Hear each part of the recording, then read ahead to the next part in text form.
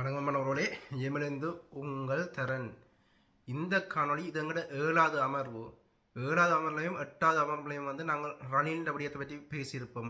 கதிரண்ண தெளிவாக சொல்லியிருந்தார். ரணிலின் விடயத்தை பற்றி நாங்கள் பேசாமல் கடந்து போகிறதே எங்களோட இனம் செய்கிற நல்ல விடயம் உண்டு. ஏனென்றால் செப்டம்பர் மாதம் கூட்டத்தொடர் இருக்குது. அந்த கூட்டத்தொடரை மழுங்கடிக்கிறதுக்காண்டி தான் இந்த நாடக அரசாங்கம், இந்த யூடியூப் அரசாங்கம் இப்படியான ஒரு நாடகத்தை சர்வேசத்தோட வடிவா பிளான் பண்ணி இந்த நாடகத்தை அரங்கேற்றுது. ரணின்ற கைதை இந்த நேரம் செய்து அதை கதிரண்ண வடிவ தெளிவுபடுத்துகிறார். வடிவ கேளுங்கள், ஈழத்தமிழராகிய நாங்கள் இந்த நாடகம் இது ஒரு நாடகம். இது எங்களுக்கான ஒரு இதுவும் எங்களுக்கான நீதியற்றபடியும் ஒன்றுமே இல்லை.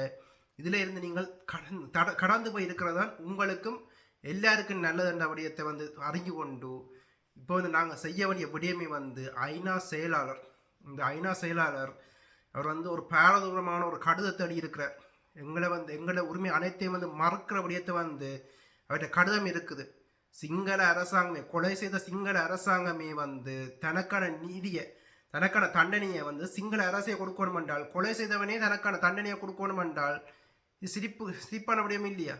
அப்படியே நடக்கும் போதும் கொந்தளிச்சு எழுத வேண்டிய எங்களோட இனம் செத்த பிணமா அமைதியாக இருக்குது. நான் சொல்றேன், ஓட வண்டி நாங்கள் எங்களோட கருத்தரங்கம் எங்களோட மக்களுக்கான ஓட வண்டிய இனம் தேங்கி போய் நாறுது. துர்நாற்றம் வீசி கொண்டிருக்கு. அவ்வளோத்துக்கு நாறு. டிக்டாக்ல இது அடுத்த சமுதாயத்தை எப்படியெல்லாம் கெடுக்கலாம்னு பிளான் பண்ணி எல்லா வேலை திட்டமும் நடக்குது. அதுக்கு எங்களோட சமூகத்தில் யார் யாரெல்லாம் கழிவுகளாக இருக்குதுகளோ அதுகளை வடிவாக பயன்படுத்தி எல்லா வேலையும் வடிவா இப்போ கிட்டத்தட்ட செய்து முடிந்த இடத்துக்கு வந்துடுது.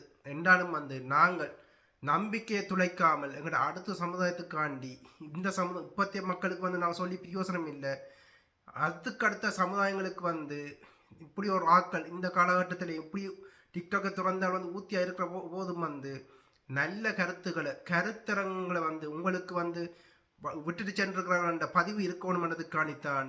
மற்றது வடிவ தெளிவட்டு போகும்போது உணர்வுள்ளவர்கள் திருந்து வரன்ற ஒரு நம்பிக்கையில் தான் நாங்கள் இந்த காணொலியில் போட்டு கொண்டு இருக்கிறோம். இதில் வடிவ கேளுங்கள். இந்த கைதுக்கு பின்னால் இருக்கிற நாடகத்தை கதிரண்ண தெளிவுபடுத்துகிறார்.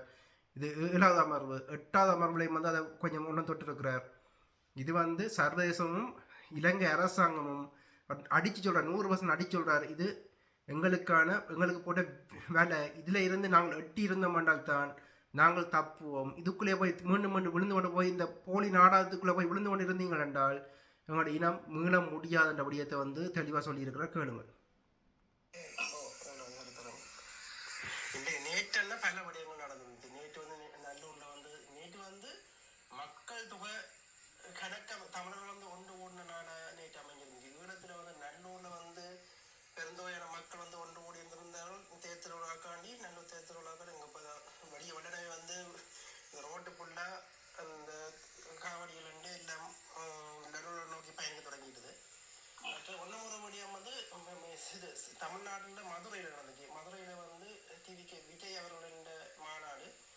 அதில் முதல் மாநாடே பெரிய ஒரு தொகையை மக்கள் கூட்டத்தை காட்டியிருந்தார். இந்த 2வது கூட்டத்திலே பெருந்தொகையான இளைஞர் கூட்டம், மக்கள் கூட்டம் பெண்கள் ஆண்கள் ரெண்டு பக்கமும் இந்த மற்ற இதில் தனியாக ஆண்களை தான் பார்ப்போம். இந்த விஜய் இதில் கூட பெண்களும் கலந்து கொள்வார்கள் அந்த மாநாட்டில். அதை பார்க்கக்கூடியதாக இருந்தது. இந்த விடயம் ஒரு விடயமா இருக்குது. 2வது விடயமா ரணிலின் கைதண்ட ஒரு நாடகம் இப்போ போய் கொண்டிருக்குது. அது எந்த நேரத்தில் செய்கிறார்கள் என்றால், இப்போ ஐநாவில் கூட்டத்தொடர் இருக்குது. அந்த நேரத்தில் ரணிலின் கைதண்ட ஒரு நாடகத்தை இலங்கை அரசாங்கம் அரங்கேற்றுது. அது முதல்ல கோட் சூட்டோட ரணில் கோட் சூட்டோட ஜெயிலுக்கு போற. இலங்கையில கோட் சூட்டோட தான் ஜெயிலுக்குள்ள இருப்பாரு நினைக்கிறேன். அவர் ஜெயிலுக்குள்ள இருந்தாருன்றால், அவர் ஜெயிலுக்குள்ள இருக்க போறது இல்லை. அப்படி இருந்தாருன்றா கோட் சூட்டோட தான் இருப்பாரு நினைக்கிறேன். நான் சொன்ன மாதிரி அவர் ஜெயிலுக்குள்ள இருக்கையில் அவர் ஆஸ்பத்திரியில் போய் இருக்கிறார். வாழ்நாளும் அவருக்கு நோயே இல்லாத ரணில் திடீரென்று இவருக்கு டயபெட்டிஸ் வருது, ப்ரெஷர் வருது. உடனே ஆஸ்பத்திரியில் போய் இது எமர்ஜென்சி பேஷண்டாக போய் இருக்கிறார். இதெல்லாம் சினிமாவில், தமிழ் சினிமாவில் நீங்கள் பார்ப்பீங்க. தமிழ் அரசியல், தமிழ்நாட்டு அரசியலில் இந்த நாடகங்களை பார்ப்பீங்க. இப்போ இந்த நாடகங்கள் இலங்கைக்குள்ளேயே இந்த நாடக அரசாங்கம் இப்போ ஆள்ற அனுராண்ட நாடக அரசாங்கம் இந்த நாடகத்தை இலங்கைக்குள்ளேயும் கொண்டு வந்துட்டுது. அரோகரா இந்த விடயம் மற்ற ஒன்றும் விடயமாக இப்போ இந்த கையெழுத்து அண்டு இலங்கையில் கையெழுத்து போட்டு யார் செய்கிறன்னு தெரியாமல் ஒரு அட்ரஸ் இல்லாமல் ஒரு கையெழுத்து போராட்டத்தை நடக்குது.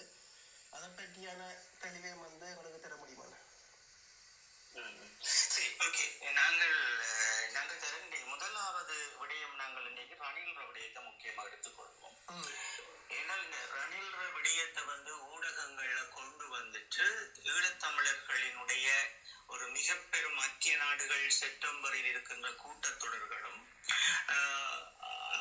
யுஎன்ஏனுடைய செயலாளர் நாயகம் அவர்களால் வெளியிடப்பட்ட அறிக்கையினுடைய அந்த தொனிப்பொருளை தமிழர்கள் ஏற்கவில்லை என்கின்ற மிக பெரும் பிரச்சாரங்கள் ஊடகங்களில் பல்லாயிரம் பேர் பேசிக் கொண்டிருக்கின்ற நேரங்களில் ஊடகங்களினுடைய விதிவிலக்கை மறைப்பதற்காக ரணிலினுடைய இந்த கைது நடவடிக்கையை நாங்கள் ஈழத்தமிழர்கள் பார்க்க வேண்டும்.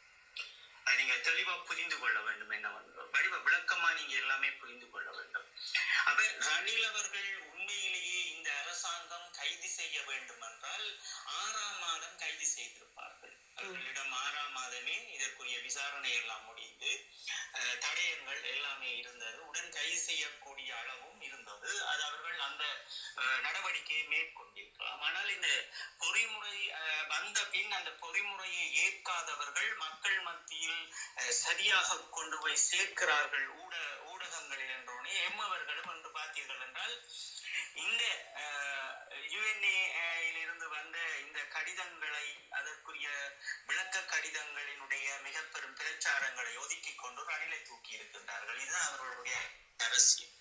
புரிந்து கொள்ள வேண்டும். இந்த காட்சிப்படுத்தல் அரசியலை இந்த அரசாங்கம் மிக தெளிவாக செய்கிறார். இந்த இடத்தில் நாங்கள் என்ன செய்ய வேண்டும் என்றால் இது அவர்களினுடைய பிரச்சனை.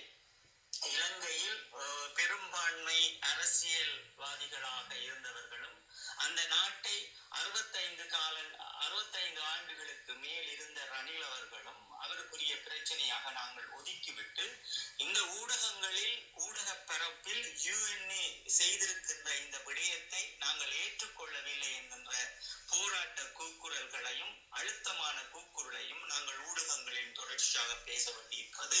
மக்களும் தொடர்ச்சியாக பேச வேண்டியிருக்கிறது. இதில் முக்கியமாக நீங்கள் எங்கே இந்த சிந்தனையை நீங்கள் புரிந்து கொள்ள வேண்டும் என்றால் ரணிலை பொறுத்தளவில் அவர் ஒரு சாணக்கிய தந்திரங்களோடு பலம் பெறுகின்ற இலங்கையில் ஒரு பெரும் மூத்த அறிஞர் கதிரனை சொல்லியிருப்பார். சிங்களம் தமிழ் மக்களின் காதில் பூ சுத்துறதுக்கு மரண தண்டனை கூட இவர்கள் இருப்பார்கள். ராயபக்ச போனவர்கள் எல்லாம் இந்த சர்வதேச இந்த இதுக்கு அழுத்தத்தின்படி மரண தண்டனை கூட நடந்தாலும் ஆச்சரியம் இல்லை என்றபடி சொல்லியிருந்தார். எங்களை மக்கள் காதில் பூ சுத்துறதுக்கு இந்த நாடக அரசாங்கம் அனைத்தையும் செய்யும். இந்த சர்வதேசத்தோடு சேர்ந்து எங்களை அழித்த சர்வதேசத்தோடு சேர்ந்து எங்களை சொல்கிறது விடுதலை புலிகளை தமிழில் விடுதலை புலிகளை அழித்த இந்த சர்வதேசம் தமிழ் மக்களை ஏமாத்துறதுக்கு எல்லா வேலையும் செய்யும் என்ற விடயத்தையும் எங்களோட 8வது அமர்வு கதிரனை குறிப்பிட்டிருப்பார்.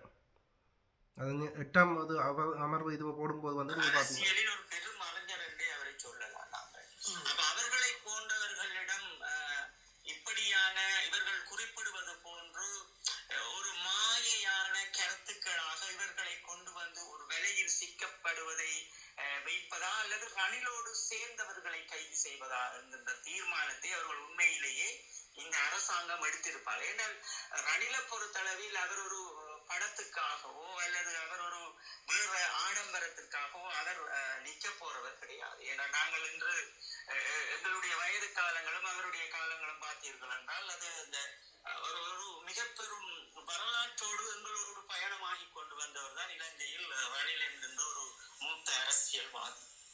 அப்ப இவரிடம் குற்றங்களை அடுக்குகின்றார்கள் என்பதும் இந்த குற்றங்களை யார் செய்தார்கள் என்றால் ரணிலை சுற்றி உள்ளவர்கள். ரணிலிடம் இவர்கள் கூறுவது போல் மஹிந்தா கோட்ட ராஜபக்ச அவர்கள் செய்தது போல் ரணில் ஊழல் செய்திருக்கிறார் என்பதை அவர் அந்த இடங்களில் மிக கவனமாக இருந்திருப்பார். அது தோற்கடிக்கப்படும்.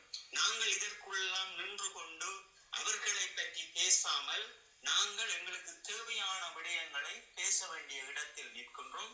அதற்காக உங்களுக்கு விளக்கமாக சொல்லுகின்றோம். ரணிலை கைது செய்ய வேண்டும் என்று இன்றைய அரசாங்கம் நினைத்திருந்தால் 6ஆம் மாதம் அவருக்குடைய கைதை செய்திருப்பார்கள். ஆனால் ஏன் செப்டம்பர் மாத கூட்டத்தொடரும் யுஎன்ஏ செயலாளர் நாயகம் அனுப்பிய தமிழர்களுக்குரிய அந்த வரையறையின் கீழ் இருக்கின்ற படிவங்களுக்காக தமிழர்கள் கொந்தளிக்கின்ற போதும் எங்களுடைய வடகிழக்கில் இருக்கின்ற மிக தெளிவான அரசியல்வாதிகளும் எழுந்து நின்று கடிதங்களை அனுப்பி செயலாளர் நாயகம் அவர்களுக்கு செய்கின்ற போது இந்த கைது ஏன் நடக்கிறது என்பதை நீங்கள் முதலில் புரிந்து கொண்டீர்கள் என்றால் உங்களுக்கு புரியும். இது எங்களுடைய முயற்சியை தோற்கடிப்பதற்காக என்பது மிக தெளிவாக விளங்கிக் கொள்ளும். அப்ப நாங்கள் என்ன செய்ய வேண்டும்? எங்களுடைய இப்ப எங்களுடைய மூத்த அரசியல்வாதிகள் எல்லோரும் சேர்ந்து ஒரு நடவடிக்கையை மேற்கொள்ளுகின்றார்கள். அதற்குரிய செய்திகள் ஏதும் வெளியில் வந்துவிடக் கூடாது, ஈழத்தமிழர்கள் மத்தியில் அது ஒரு பூகம்பமாக வெடித்துவிடக் கூடாது என்பதற்காக இன்றைய அரசாங்கம் நடத்துகின்ற இந்த காட்சி அரசியலை நீங்கள் கலைந்தறிய வேண்டும் என்றால் இந்த ரணிலினுடைய இந்த கைதை இணையதளங்களில் பேசிக் கொண்டிருக்காமல் தூக்கி எறிந்துவிட்டு ஐக்கிய நாடுகள் சபைகளுக்கு இன்று எமக்கு என்ன தேவையோ நாங்கள் அதை பற்றி தொடர்ச்சியாக பேசுவோம். புரிந்து கொள்ளுங்கள் எம்மை சுற்றி என்ன நடக்கிறது என்பதை மிக தெளிவாக இருங்கள். இதுல உங்களுக்கு ரணில பற்றியான எதுவும் உங்களுக்கு கேள்வி இருக்கா? இதுல உங்களுக்கு ஏதாவது ஒரு கேள்வி? அதுல அவர் மீது சாடப்பட குற்றச்சாட்டு ஒரு சாதாரண ஒரு பெரிய பாரிய குற்றச்சாட்டு இல்லாம ஒரு சாதாரண குற்றச்சாட்டு கூட மக்கள் மனதை ஒரு பெரிய குற்றச்சாட்டா இல்லாம ஒரு சாதாரண குற்றச்சாட்டா இருக்கு. அது மனது உடனே கலைஞர் ஒரு விடயமா இருக்க போகுது. ஏன்னா ரணில் நிச்சயம் பல பெரிய குற்றச்சாட்டு இதுல அந்த வீடு எரிச்சது பல விடயங்கள் பெரிய குற்றச்சாட்டு அவர் மீது கணக்கா இருக்கும். என்ன ஒரு உணவு தமிழர் அடித்ததுல அவர் உணவு வாங்க பற்றி இருக்கிறார்.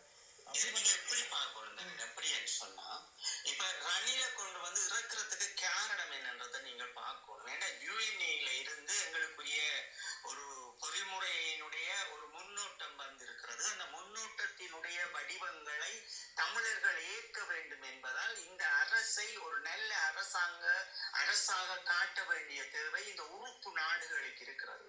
இந்த நிகழ்ச்சி நிரல், இந்த காட்சிப்படுத்தல் நிகழ்ச்சி நிரலுக்கு பின்னுக்கு நிற்பது ஐக்கிய நாடுகளில் எம்மை முள்ளிவாய்க்கால் வரை எம்மை அளித்தவர்களும் அதற்கு பின் எங்களுடைய மக்களை துண்டாடுகின்றவர்களும் இந்த நகர்வை மேற்கொள்கிறார்கள். அதை நீங்க புரிந்து கொள்ள வேண்டும் என்னவென்றால் இந்த அரசாங்கத்தை ஒரு நம்பிக்கை ஊட்டும்படி இப்படி ஒரு முன்னாள் ஜனாதிபதியை கைது செய்திருக்கின்றார்கள் என்கின்ற இந்த செய்தி உலகம் ஃபுல்லாக அது பரவ போகிறது.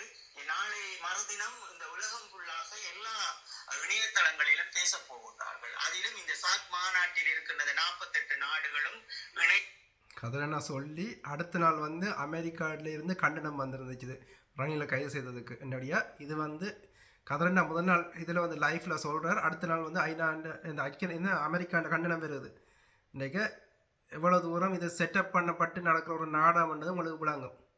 அந்த 48 நாடுகளும் அதே போன்று ஐக்கிய நாடுகளில் உறுப்பு நாடுகளாக இருக்கின்றவர்கள் எமக்கு எதிரியானவர்களும் இதை பேசு பொருளாக மாற்றப் போகிறார்கள். அப்ப இந்த பேசு பொருளாக மாற்றுகின்றவர்களுக்கு மிகுதியானவர்களுக்கு இப்ப தமிழர்கள் இந்த பொறிமுறையை நாங்கள் உடைக்கின்றோம் என்று வைங்குவர். இதை நாங்கள் ஏற்றுக்கொள்ளவில்லை. இந்த பொறிமுறை வந்திருக்கின்ற பொறிமுறை செப்டம்பர் வருகின்ற பொறிமுறையை தமிழர்கள் ஏற்றுக்கொள்ளவில்லை என்று நாங்கள் சொன்னால் அது இந்த அரச சார்பற்ற நிறுவனங்களில் இருக்கின்ற மனிதநேய செயற்பாட்டாளர்களும் சரி அரசாங்கத்தோடு இணைந்து நின்று செயலாற்றுகின்ற மனிதநேய செயல்பாட்டர்களாக இருந்தாலும் சரி இந்த இடத்தில் என்னவென்றால் ஒரு முற்றுப்புள்ளியை வைப்பார்கள். ஒரு நம்பிக்கையாக இந்த அரசாங்கம் எங்களுக்கு இருக்கிறது, நீங்கள் இதை ஏற்றுக்கொண்டு பயணித்து பாருங்கள் என்பதை தமிழர் தரப்பிற்கு சொல்லுவதற்காக இந்த நிகழ்ச்சி நிரலை உளவியல் யுத்தத்துக்குள் தமிழர்கள் என்று இருக்கின்றது போல் இந்த ரணிலை கொண்டு இந்த காயை நகர்த்துகின்றார்கள். அது நீங்கள் முதலும் பார்த்தீர்கள் என்றால் தெரியும்.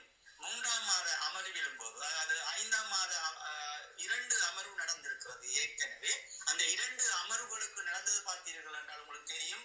கோத்த ராஜபக்சா மஹிந்த ராஜபக்சா அவர்களோடு இருந்தவர்களை கைது செய்கின்ற ஒரு வடிவத்தை எல்லாம் உருவாக்கி உலக தேசத்துக்கு காட்டியிருப்பார்கள். அதுவும் ஒரு பேசு பொருளாக இருந்தது. அப்போ ஒரு பேசு பொருளை கொண்டு வருவது என்னவென்றால் ஒரு அப்பாவி சமூகம், ஒரு நிழல் அரசியல் வாழ்ந்த அந்த சமூகத்தினுடைய தலைமைத்துவத்தை அளித்தவர்கள், அந்த இராணுவத்தை சிதைத்தவர்கள், மீண்டும் அந்த ஈழத்தமிழர் என்று சொல்லப்படுகின்ற அந்த மனிதர்கள் ஒரு நாட்டினை கேட்டுவிடக் கூடாது, ஈழமெல்லும் கோட்பாடை அவர்கள் தூக்கி சுமக்க கூடாது என்றபடியால் எங்களுடைய மக்களை பிரிப்பார்கள்.